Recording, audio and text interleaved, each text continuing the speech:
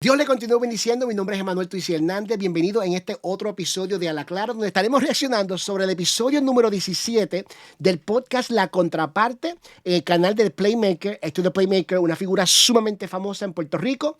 Y quiero aclarar desde el principio, esto es una reacción, no es un ataque, no es ningún tipo de tiraera ni nada así lo absoluto, sino, para serle 100% honesto, quise tomar una parte del podcast que me pareció sumamente interesante. Me parece que el podcast de La Contraparte es un podcast que deberían ver muchos más en Puerto Rico y en toda Latinoamérica, porque la información que trae, los polos opuestos que están en esa mesa, honestamente la conversación es muy enriquecedora y creo que es algo positivo para los jóvenes y la gente en general. Entonces, en el episodio 17, Joshua Castro, que es un joven puertorriqueño sumamente sabio, muy inteligente, una persona que tiene mucho conocimiento sobre las redes sociales, la inteligencia artificial, entra en un debate con Galíndez y también con otras personas en el panel. Y hay algo que él menciona sobre las verdades absolutas en la religión. Y me pareció un buen momento para tomarlo y aprovecharlo para poder hablar sobre que, aunque sí es verdad que de una forma puramente científica no podemos necesariamente confirmar o dar evidencia para argumentar sin lugar a duda que una religión es real sobre otra religión, sí me parece que la religión cristiana, de una forma científica, histórica y espiritual, sí te ofrece algo que ninguna otra religión te ofrece. Voy a poner el clip aquí rápidamente de la conversación que ellos tuvieron. Este clip está tomado de la página de Joshua Castro. Y vamos a estar reaccionando sobre lo que yo opino que es una de las muchas evidencias que hace una clara diferencia de la religión cristiana comparado con todas las otras religiones. Existe la verdad objetiva. Es que no estamos viendo que Es una verdad la objetiva. verdad objetiva no existe en la religión y en la interpretación de la espiritualidad, por eso es que hay tantos argumentos sobre ella. No hay una verdad absoluta de qué es lo que pasa cuando nos morimos.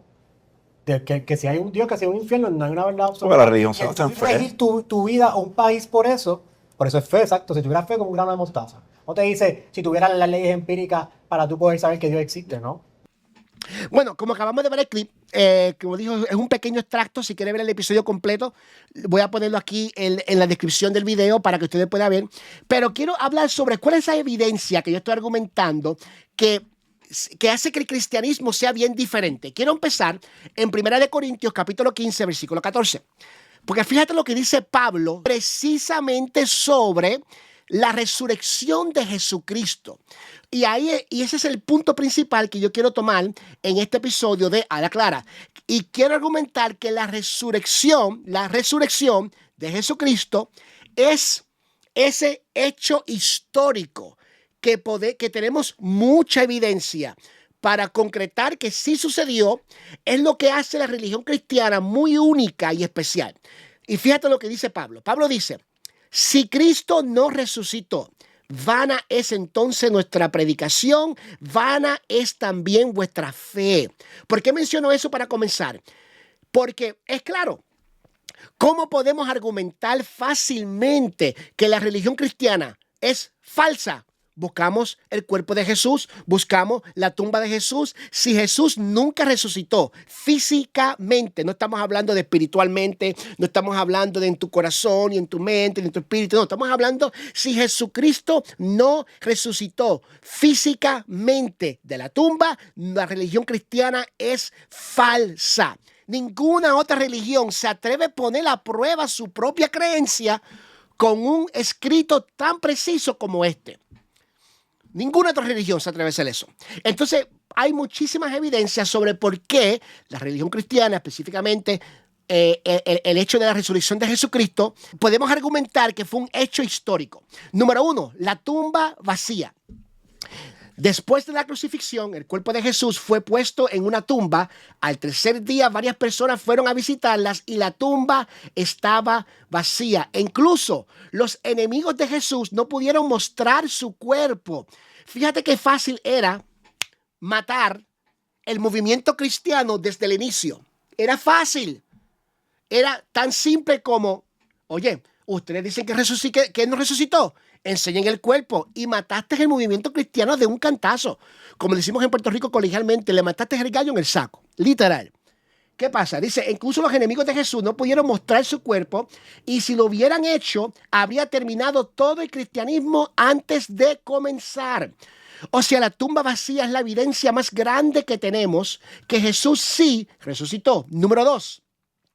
Testigos que lo vieron vivo. Después de resucitar, Jesús se apareció a muchas personas, no solo a sus amigos cercanos, sino a más de 500 personas a la vez. Y eso lo podemos ver en 1 Corintios 15:6.